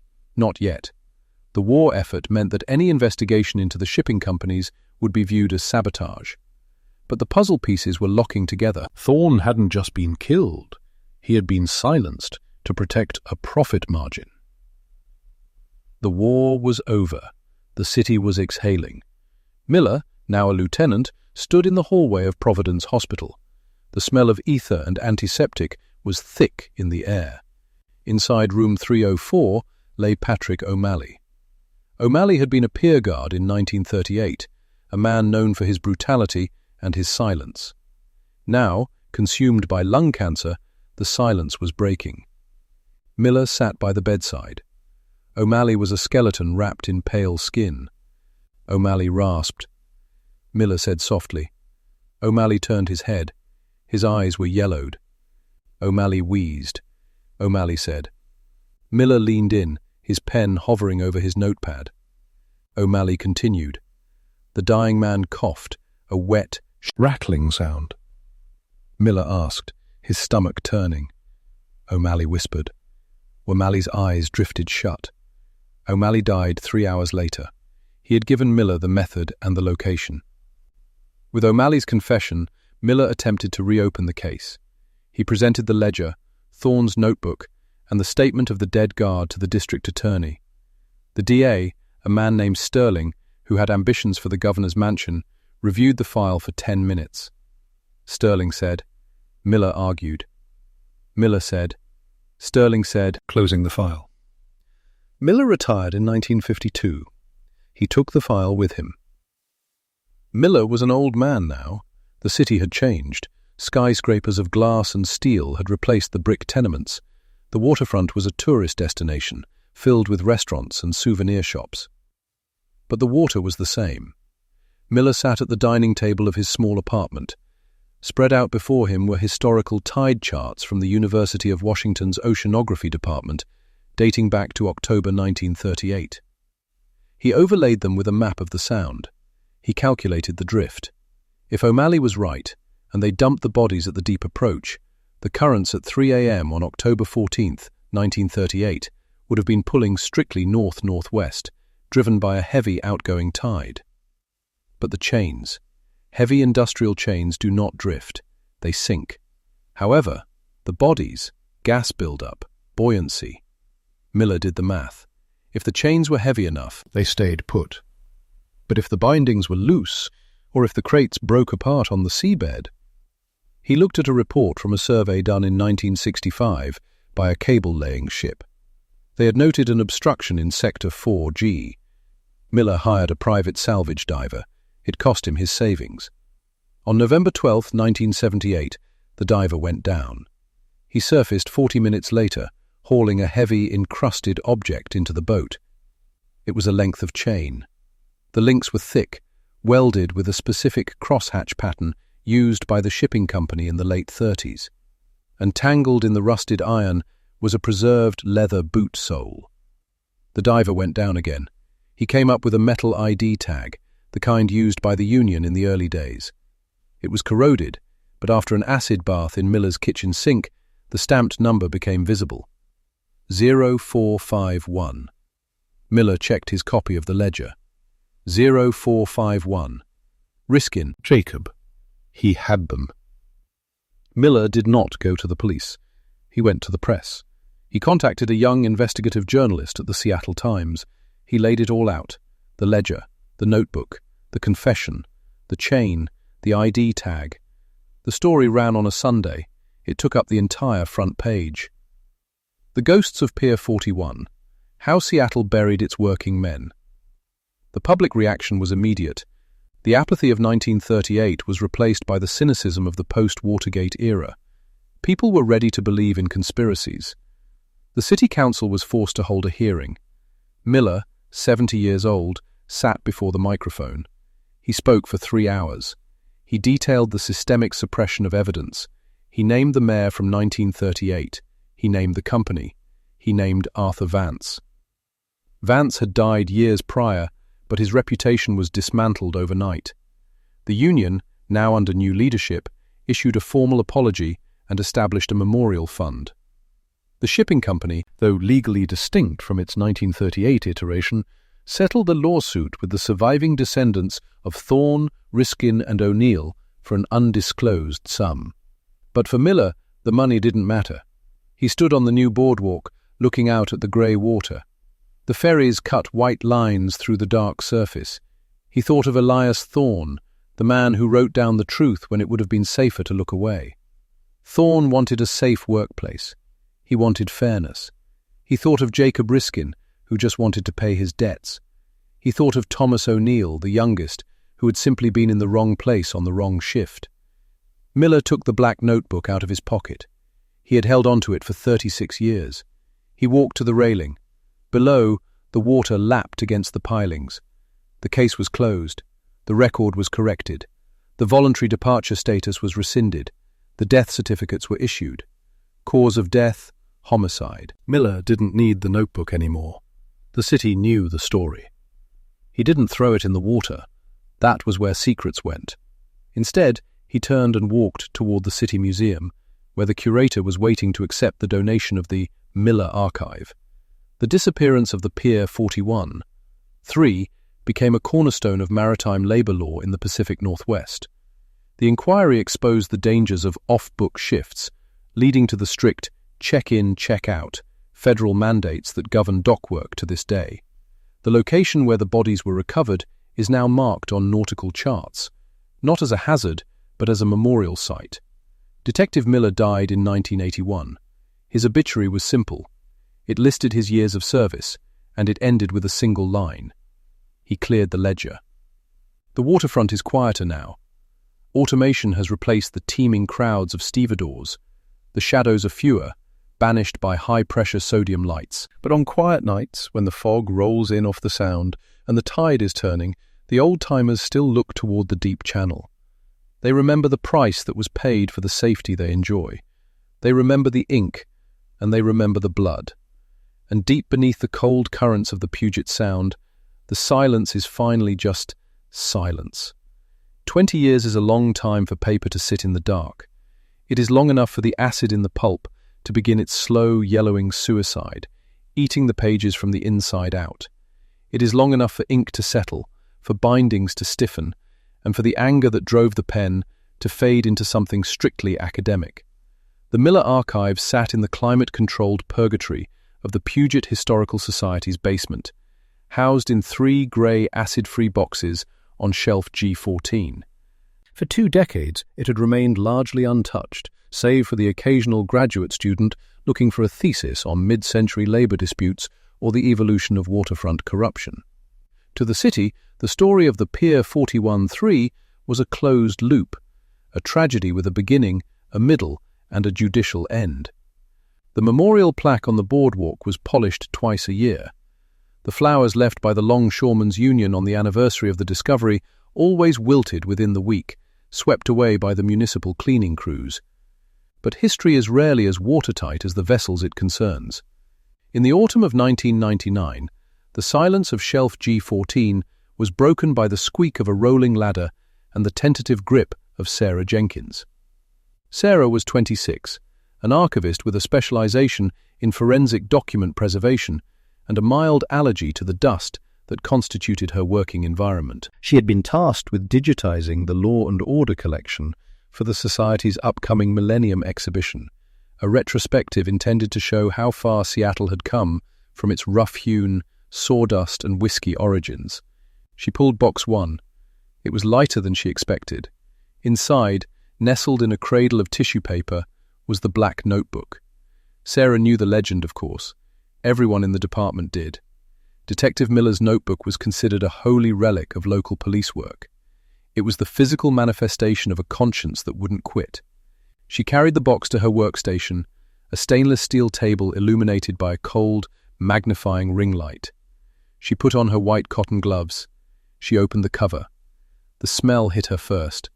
Not just the musty scent of old paper, but a faint, sharp tang of tobacco smoke that had somehow clung to the fibers for 40 years, preserved like a trapped ghost.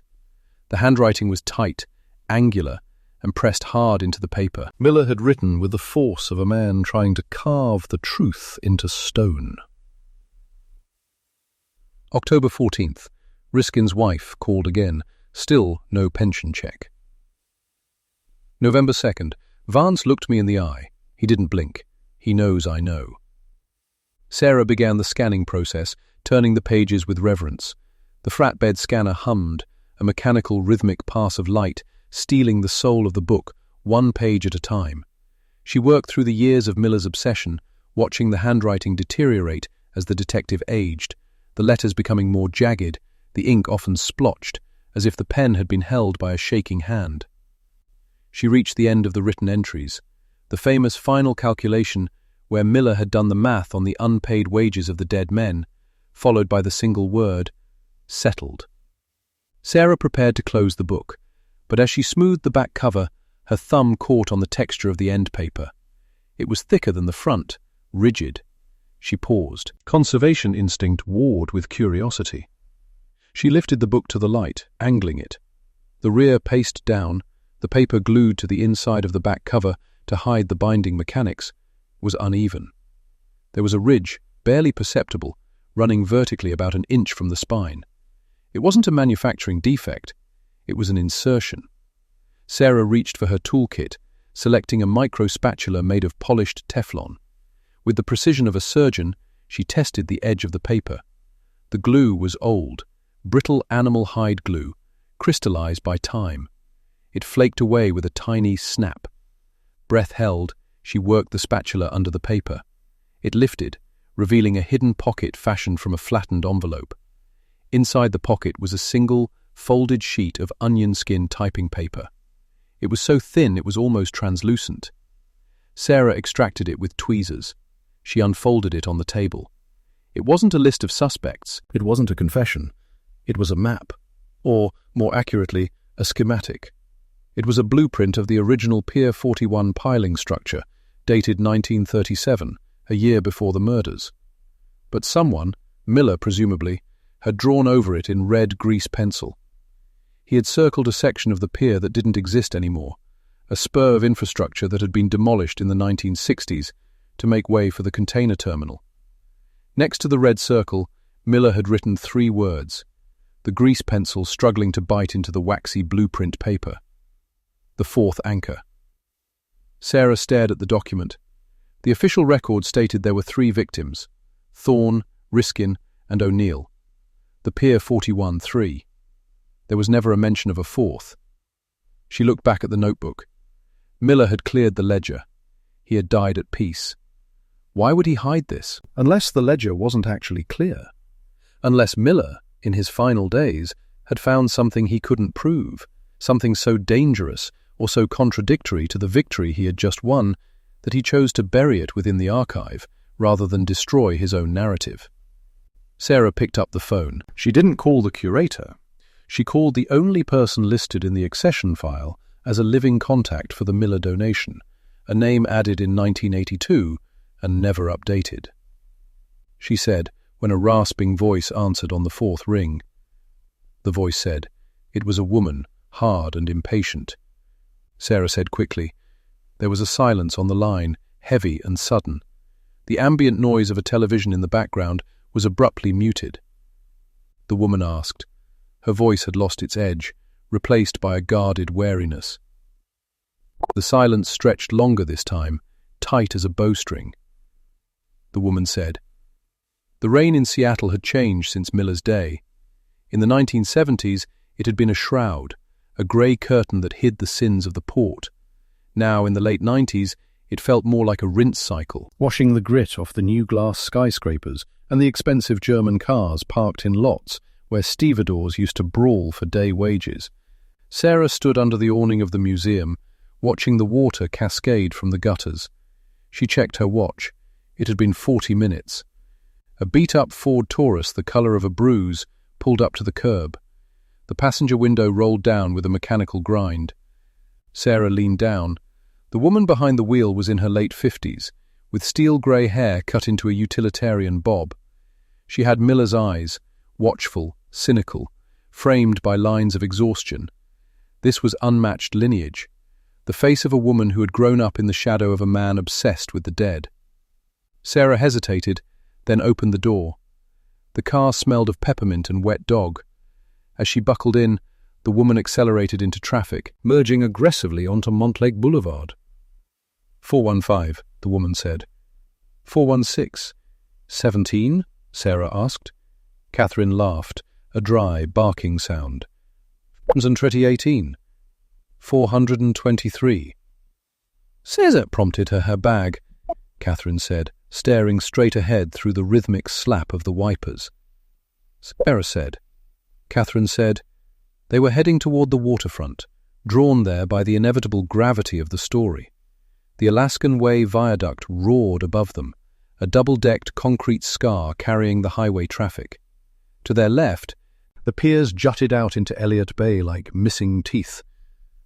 Catherine pulled into a gravel lot near Pier 48. She killed the engine. Catherine said quietly.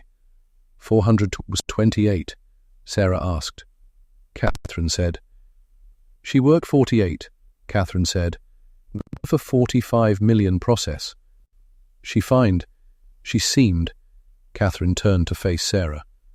Sarah's eyes which she said. She stilled a first way that word. She for than leaved. She couldn't, Catherine said flatly. Sarah looked out at the dark water. The ferries were still cutting their white line, just as they had when Miller watched them. Catherine snapped. Sarah said. Catherine said. Catherine reached into the back seat and pulled out a rolled-up tube of paper. She handed it to Sarah. Catherine said. Sarah unrolled the plans. The new construction zone overlapped perfectly with the red circle on Miller's secret map. Sarah whispered. Catherine said. Sarah looked at the map, then at the water, then at Catherine. The archivist in her, the part that cared about preserving the past, felt a surge of adrenaline that was entirely foreign to her quiet life in the basement. Sarah said. Catherine replied. Sarah said. Catherine raised an eyebrow. Sarah said, trying to make her voice sound steadier than she felt. Catherine stared around at something. Catherine stared her for a long moment, assessing the younger woman. Then a slow, grim smile spread across her face. It was the smile of a woman who had inherited a fight she didn't know she wanted. Grandpa would have liked you, she said. He liked people who didn't know when to quit. The next 48 hours were a blur of bureaucracy and caffeine. Sarah filed the emergency injunction at the county courthouse at 8:05 a.m. By 10 a.m., she was in a heated meeting with a representative from Vanguard Development, a man named Mr. Calloway, who wore a suit that cost more than Sarah's annual salary. This is obstructionism, Calloway spat, slamming his hand on the table. We have permits. We have environmental clearances. You can't halt a foundation pour because you think you might find some old fishing nets. It's not fishing nets, Sarah said, her voice trembling slightly but her gaze firm. We have reason to believe there is significant historical evidence related to the Pier 41 labour dispute of 1938, located within the substrata of the fill zone. That case is closed, Calloway said, his eyes narrowing. Miller closed it. Miller left an addendum, Sarah lied. Or perhaps it wasn't a lie. The judge, a bored-looking man who clearly wanted to go to lunch, granted the temporary stay. Friday was 2 days away. Sarah and Catherine returned to the waterfront that evening. The construction site was silent, the massive yellow machines standing like dormant dinosaurs in the mist. The security guard, a bored youth listening to a Walkman, waved them through after Sarah flashed her permit and the judge's order. They walked out onto the rough ground. The old pier had been demolished years ago, replaced by a slurry of gravel and asphalt, but the outline of the old geography was still visible if you knew where to look. The map says the fourth anchor is located 20 feet off the northwest corner of the original piling matrix, Catherine said, holding a flashlight, while Sarah managed a surveyor's measuring tape. That puts it. Sarah walked through the mud, counting paces. Right here. She stopped. She was standing on a patch of cracked concrete stained with oil. It looked like the floor of an old warehouse that had been torn down. This is newer concrete, Catherine observed, kneeling. Maybe 70s. We need to see what's under it. They didn't have heavy equipment. They had pickaxes and shovels brought from Catherine's garage. It was ridiculous, really. 2 women trying to break through an industrial slab by hand in the middle of the night. They took turns swinging the pickaxe. The sound rang out, sharp and lonely against the vast backdrop of the city. Sparks flew. Their hands blistered. The rain started again, cold and relentless. For 3 hours, they chipped away. They made a hole barely a foot wide and 6 inches deep. It's no use, Sarah gasped, leaning on her shovel, sweat mixing with the rain on her face. We need a jackhammer. We need a crew. We don't have a crew, Catherine said, wiping her forehead. We have... She stopped. A light was sweeping across the lot. Security? Sarah hissed. No, Catherine said. That's a boat. Out on the water, A small tugboat had cut its engines and was drifting toward the sea wall. Its spotlight swept the construction site, blinding them for a second. Then the light cut out. The boat bumped against the temporary floating dock used by the construction workers. A figure jumped onto the dock and climbed the ladder. Sarah gripped her shovel. "Call the police." "Wait," Catherine said. The figure approached them. It was an old man, stooped but moving with a rolling, sea-legged gait. He wore a wool pea-coat and a watch cap. He stopped 10 feet away, looking at the hole in the ground, then at the two women. "You're making a hell of a racket," the man said. His voice was like gravel in a mixer. "This is a restricted site," Sarah said, trying to sound authoritative. "Restricted by who?" the man asked. "Vanguard? Or the ghosts?" He stepped closer. In the dim light of the city, Sarah saw his face. It was lined like a nautical chart, weather-beaten and scarred. "I'm O'Neill," he said. Sarah froze. "Thomas O'Neill is dead. He died in 1938. "Thomas was my brother," the man said. "I'm Patrick O'Neill. I was 12 when they fished him out of the water." Catherine stepped forward. "You're the one who sends the flowers." "I am," Patrick said, "and I'm the one who watches this spot. I saw you down here with the maps. I saw you digging. I figured someone finally found Miller's note." "You knew about the note?" Sarah asked. "I gave it to him," Patrick said. He spit onto the ground. "In 1974. I told Miller what I saw that night. I was a kid, sneaking around the docks looking for my brother. I saw Vance's men pouring the concrete, not for a foundation, for a tomb." "Why didn't you testify?" Catherine asked. "Because I wanted to live," Patrick said simply, "and because Miller told me to keep my head down until he had the big fish.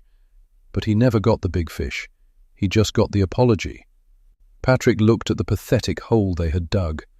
"You're never going to get through that with a pick," he said. "That's reinforced maritime cement. Vance built it to last 1,000 years. "We have a court order," Sarah said. "If we can prove there's something down there." Patrick nodded toward his tugboat. "I've got a compressor and a pneumatic drill on the Mary Ellen. Used to use it for breaking up old moorings." "Why help us now?" Catherine asked. "After 60 years?" Patrick looked at the skyline, at the gleaming towers that had grown out of the blood of the workers. "Because I'm 80 years old," he said, "and I'm tired of remembering. I want to see what they took from us." The pneumatic drill screamed like a banshee. Patrick O'Neill handled the heavy machinery with a strength that belied his age, his hands vibrating on the handles as the bit chewed through the concrete.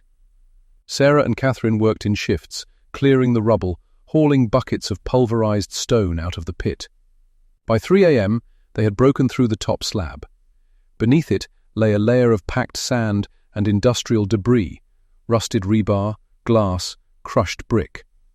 Patrick yelled over the idling compressor. They switched to shovels. The digging was easier now, but the hole was getting deep, nearly 4 feet down. The smell of the earth changed. It stopped smelling like city dirt and started smelling like the tidal flats, sulfur, salt, and decay. At 4:15 a.m., Sarah's shovel hit something that didn't thud. It clang. "Metal!" she shouted. They fell to their knees, clawing at the mud with their gloved hands. They exposed a surface. It was curved, rusted, and studded with rivets. "It's a tank," Catherine said. "Or a boiler." "No," Patrick said, his voice dropping to a whisper. "It's a diving bell." They cleared more dirt. It was a sphere of heavy steel, roughly 5 feet in diameter, with a thick glass viewing port that had been painted over with black tar. It looked like a piece of primitive deep-sea exploration gear, or perhaps a repurposed industrial buoy. "The fourth anchor," Sarah breathed. "Why would they bury a diving bell?" Catherine asked. Patrick took a crowbar from his belt. He jammed it into the rim of the hatch on top of the sphere. "Because it's watertight." He heaved. The metal groaned, a sound of tortured iron waking up from a long sleep. Catherine grabbed the bar and pulled with him. Sarah joined in. 3 generations, the historian, the detective's granddaughter, and the victim's brother, straining against the seal. With a retort like a gunshot, The seal broke. A hiss of escaping air smelled of stale, dead atmosphere. Patrick leveraged the hatch open. It fell back with a clang. They shone their flashlights into the dark maw of the sphere. There was no gold. There were no jewels. Inside, stacked neatly in oilcloth bundles that had preserved them against the damp, were rifles, hundreds of them, and crates of ammunition. And beneath the weapons, distinct bundles of printing plates. Sarah reached down and pulled out one of the plates. It was etched with intricate scrollwork and foreign denominations. "Counterfeiting plates," Sarah said, stunned. "And guns!" "Smuggling," Patrick said. "Vance wasn't just busting unions, he was running guns to the nationalists in Spain, or maybe the fascists, and he was printing fake currency to pay for it." "This is it," Catherine said, her voice shaking. "This is the leverage. This is why he killed them. Thorne and the others didn't just see a shipment, they saw treason. If the feds had found this in 38, Vance wouldn't have just lost his company, he would have gone to the electric chair." Sarah shone her light deeper into the sphere. At the bottom, beneath the guns, was a small, leather-bound book, a ledger. She reached for it, her fingers trembling. She opened it. The pages were crisp. March 12, 1938. Payment to Mayor Langford, $5,000. April 4, 1938. Payment to Chief of Police, $2,500. May 10, 1938. Cleanup crew, Pier 41, $500. It was the master list, the payroll of corruption that had built the city. It named every politician, every judge, every cop who had taken Vance's blood money. "Miller cleared the ledger of the dead," Sarah whispered, looking up at the others. "But he couldn't clear this one. He couldn't find it." "He knew," Catherine said softly. "He knew the whole city was rotten. That's why he never took a promotion. That's why he stayed a detective." A sudden flood of white light blinded them. Sarah shielded her eyes. Above the rim of their excavation, silhouette figures stood against the glare of high-powered floodlights. "Step away from the hole!" a voice boomed. It wasn't the police. It was Calloway, flanked by 3 men in dark raincoats who held their hands inside their pockets. Calloway shouted. Sarah looked at her watch. 5:05 a.m. Sarah yelled back, clutching the ledger to her chest. 537, Calloway said calmly. The men in raincoats started to slide down the embankment toward the pit. Patrick O'Neill stepped in front of the women. He held the crowbar like a baseball bat. "You're not taking this," Patrick growled. "Not again." "Old man, get out of the way," one of the hired goons said, reaching for a baton. Suddenly, a siren wailed. Not a police siren, but a deep, mournful horn from the water. They all turned. The Mary Ellen, Patrick's tugboat, was drifting away from the dock. But on its deck, standing by the wheelhouse, was a young man in a heavy coat. Calloway demanded. Patrick said, a grin splitting his weathered face. From the street level, blue and red lights began to flash against the nearby buildings. 1 car, then 2, then 5. The Seattle Police Department was descending in force. Calloway asked, incredulous. Sarah said, standing up tall, the ledger held high like a shield. Behind the police cars, news vans were pulling up, their satellite dishes extending like masts. A reporter from the Seattle Times was already running toward the fence, camera rolling. Calloway looked at the police, then at the cameras, then at the hole filled with guns, and the ledger that would rewrite the history of his city. He signaled his men to stand down. He knew when he was beaten. The light of day was coming, and with it, the truth. The second investigation into the Pier 41 conspiracy lasted 3 years. It was far messier than Miller's investigation. It didn't just result in an apology, it resulted in indictments. Though Arthur Vance was long dead, his estate was seized. The names in the ledger, former mayors, judges, captains of industry, were published on the front page of the Sunday paper. Streets named after them were renamed. Statues were quietly removed. The Miller Archive became the most visited exhibit in the history of the museum. Sarah Jenkins was named the head curator. She kept the black notebook on her desk. right next to the rusted crowbar Patrick O'Neill had given her.